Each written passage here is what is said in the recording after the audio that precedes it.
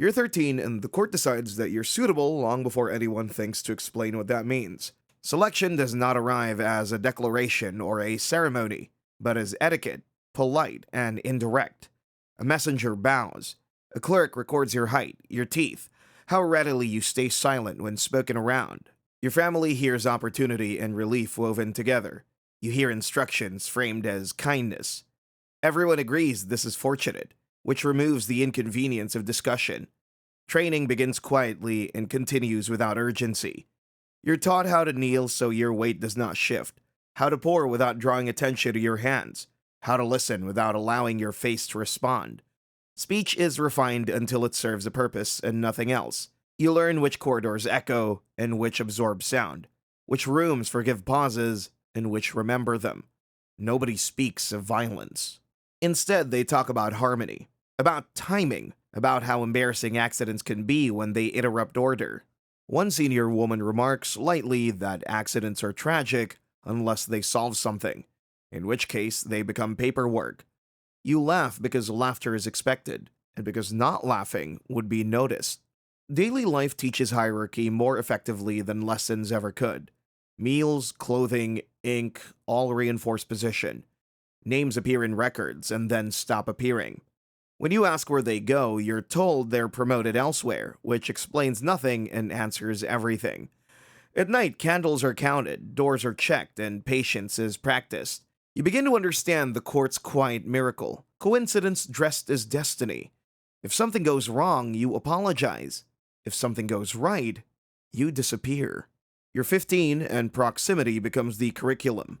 Nobody teaches you how to strike. They teach you how to arrive, where to stand so you're noticed but not questioned, when to speak so your words feel like someone else's idea. A tutor explains that influence is lighter than force, and therefore travels farther. She adds, smiling, that light things are harder to trace. You learn the calendar's private meanings. Certain days welcome gifts. Certain days invite delays. Certain days are excellent for nothing happening at all. You're taught to prepare tea that tastes identical every time, which is harder than it sounds, and more important than it seems. A joke circulates among the women that poison is vulgar. Timing is elegant. You write that down. Intimacy is introduced as choreography, not romance. Sleeves arranged, eyes lowered, breathing steady. The rules are precise because mistakes cause attention, and attention causes memory. Memory is dangerous. A clerk once asks why you take so long crossing a corridor. You say you were taught to walk with care. He nods and writes faster. Lesson received. By now you understand the court's humor. It congratulates itself for restraint while moving people like furniture.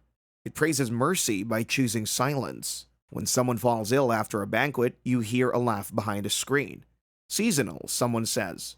You learn the punchline. The season is always convenient. You're 17 and the title arrives the way the weather does, announced after it has already started. Someone adjusts where you sit. Someone else corrects how you're introduced. You're now a consort, which sounds like elevation and behaves like access. Doors open sooner. Eyes linger longer. Smiles last exactly as long as they need to. A clerk jokes that congratulations are in order. He does not specify for what. Life rearranges itself around your availability. Lessons continue, but now they're framed as refinements. How to keep a face neutral while being observed. How to listen without agreeing. How to leave a room without taking anything with you, especially impressions. A senior attendant tells you that intimacy is simply another corridor. You learn the route, you'll learn which turns are watched. There are rules nobody writes down. Never ask why you're summoned. Never stay longer than requested. Never be memorable unless memory is required. The court's favorite joke circulates again, delivered dry. If you're remembered, you were inefficient. Laughter follows. You file it away. At banquets, you notice how power eats lightly and drinks slowly. You notice who coughs. You notice who leaves early. Your work is still called service. Your reward is trust, which means you're left alone with more things. You understand the promotion. Access has increased. So has the list of accidents that would be inconvenient if explained. You're 19 and your first assignment is presented as an inconvenience everyone would like to resolve politely. A senior official explains that someone's health has become unreliable. He uses the word unfortunate 3 times, as if repetition might improve outcomes. You're told to help maintain routine. Routine, you learn, is how endings are dressed to look accidental. Nothing dramatic happens. That's the point. You adjust a schedule so a meal is eaten late. You suggest a bath after exertion. You replace one jar with another identical jar that's been sitting longer than recommended. A woman passing by mutters that storage is a gamble. You agree. When the illness arrives, it arrives gently. The room fills with concern. Then, paperwork. A physician announces possibilities. A monk offers prayers. A clerk writes natural causes before anyone asks. You're praised for your composure. Someone says you have a calming presence. You wonder how many deaths that phrase has survived. Later, alone, you're offered tea and congratulations. Not for killing, but for discretion. The difference matters here. The tutor reminds you that success is measured by the absence of discussion. You laugh at the idea of success being quiet. She laughs too, which feels like approval and warning combined. That night, you sleep easily. This surprises you. You decide not to investigate why. The court prefers employees who do not reflect too deeply. Reflection causes hesitation. Hesitation causes errors. And errors cause attention. You are learning the hierarchy of sins, and murder, oddly enough, ranks lower than making things awkward. You're 21 and the work stops feeling like work because it has been folded into routine.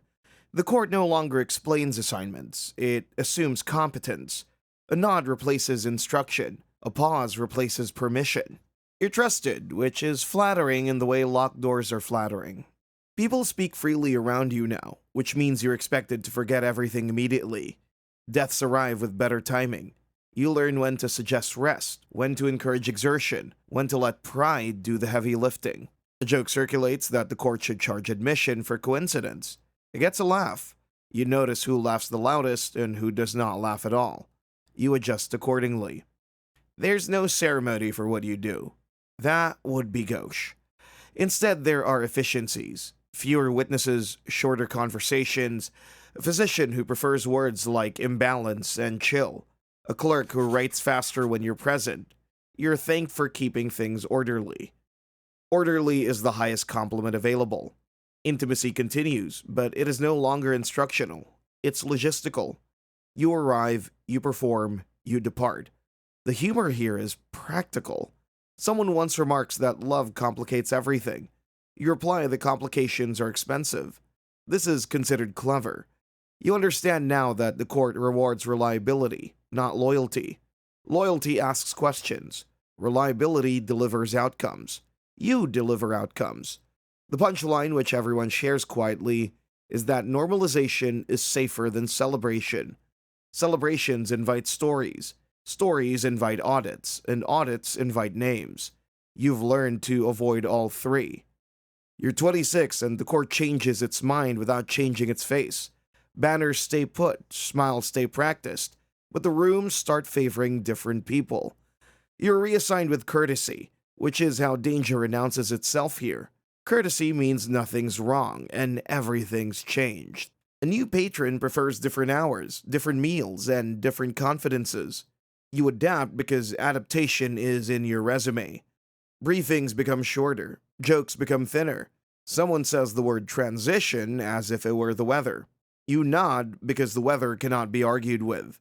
You're told to keep things steady during uncertainty. Steady in this context means ensuring the past does not linger long enough to complicate the future. You hear the rumor in that and swallow it. Your methods simplify. Fewer suggestions, more omissions. You discover that not delivering a message can be as effective as delivering the wrong one. A physician complains about shortages. You sympathize and do not fix them. An official postpones travel. You encourage rest. Paperwork improves. Outcomes follow. People stop using your name. They use your presence. She'll handle it, someone says, as if you were a process. You consider the promotion. Processes do not age, but they do get replaced. At supper, a clerk toasts to continuity. You toast to restraint. Laughter arrives on schedule. Later, a senior woman pulls you aside and congratulates you on surviving the shuffle. She adds lightly that survivors tend to become liabilities if they remember too much. You thank her for the warning. The joke lands because it is accurate. By 28, the court begins treating you like a document that has been read too many times.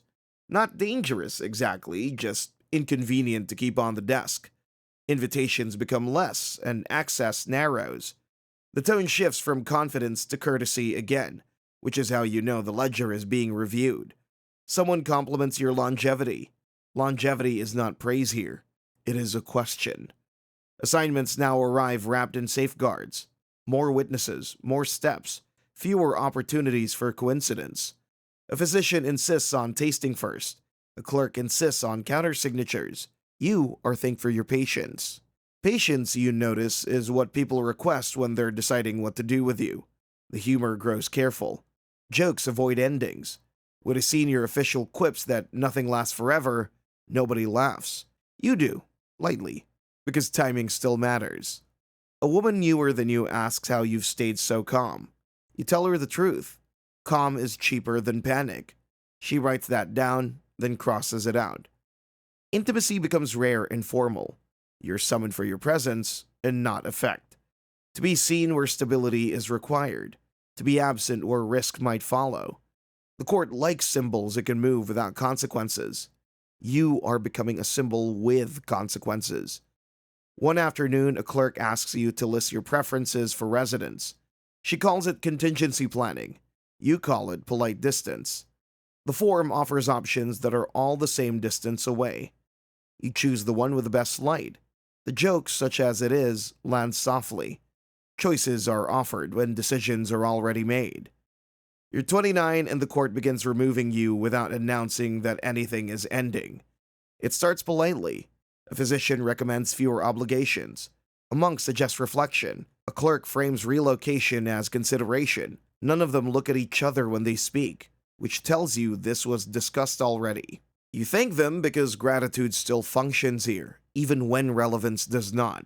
You're moved to a residence outside the main court, close enough to be supervised, far enough to be forgotten. Guards are introduced as attendants. A stipend is arranged with impressive efficiency. You're told this ensures peace. For whom is left pleasantly vague. No accusation is made. Accusations create records. This creates distance. Days lose their purpose. Meals arrive on time. Instructions, however, do not. Messages from the capital thin out and then stop. Occasionally, someone sends news that sounds like gossip, but reads like confirmation that the machine is still running without you. That's the joke. It never needed you personally.